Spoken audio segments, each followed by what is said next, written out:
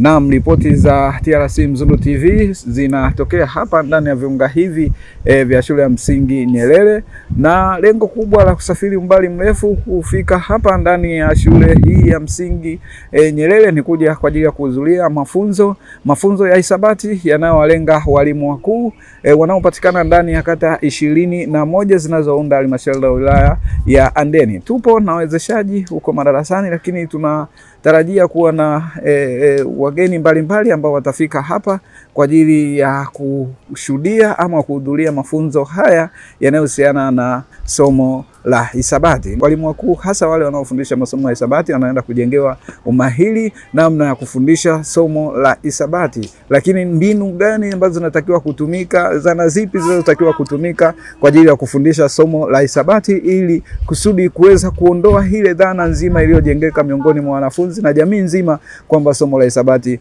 ni gumu. Ambatana nami sambamba twende tukajionee kupitia wawezeshaji ambao wanakwenda kutuwezesha kuhusiana na somo hilo. Karibuni sana. Hisabati mtikati umezingatiwa na wasalimu wote. Awali ya yote napenda kutumia nafasi hii kumshukuru Mwenyezi Mungu kwa kutujalia afya iliyotuwezesha kukutana hapa siku ya leo. Napenda kuwapa pole kwa kusafiri umbali mrefu kuja kuhudhuria semina hii ya somo la hisabati ambayo ni semina muhimu kwetu sote, hasa kipindi hiki cha utekelezaji wa mtaala wa elimu katika utekelezaji wa mtaala elimu iliyoboreshwa katika nchi yetu. Lakini pia natambua pia semina hii itaendeshwa katika makundi mawili.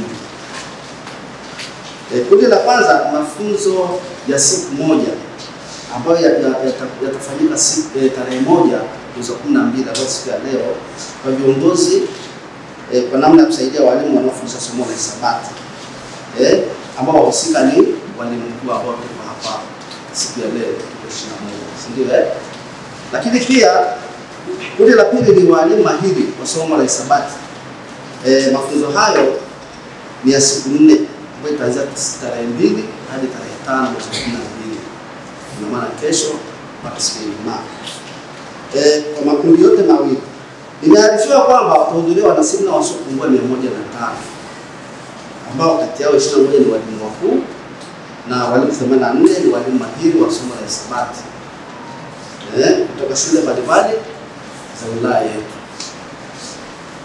Ndugu wana semina, nitumie fursa hii kuwapongeza wote mlioshiriki,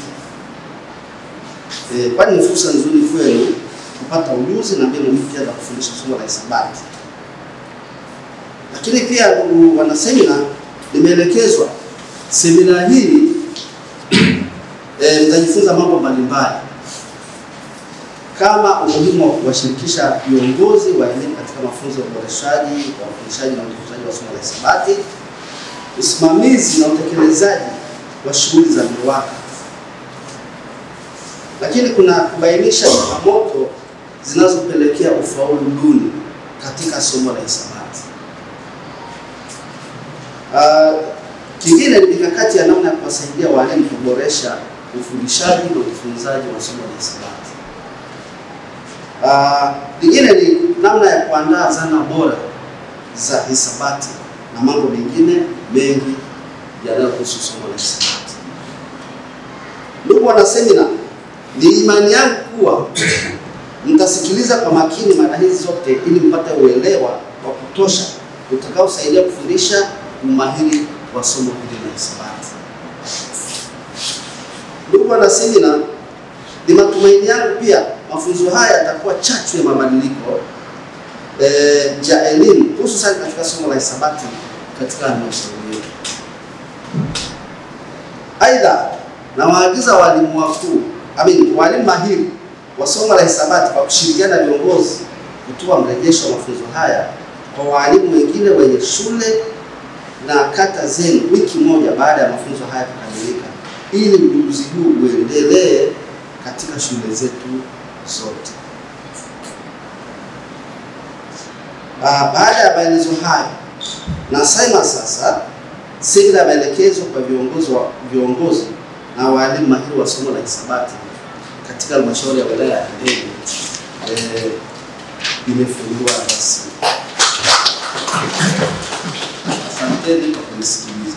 Nikiripoti tokea hapa ndani ya viunga hivi vya shule ya msingi Nyerere iliyoko kata ya Mkata, halmashauri ya wilaya Handeni, mimi Nchisko wa TRC Mzundu TV, Handeni DC.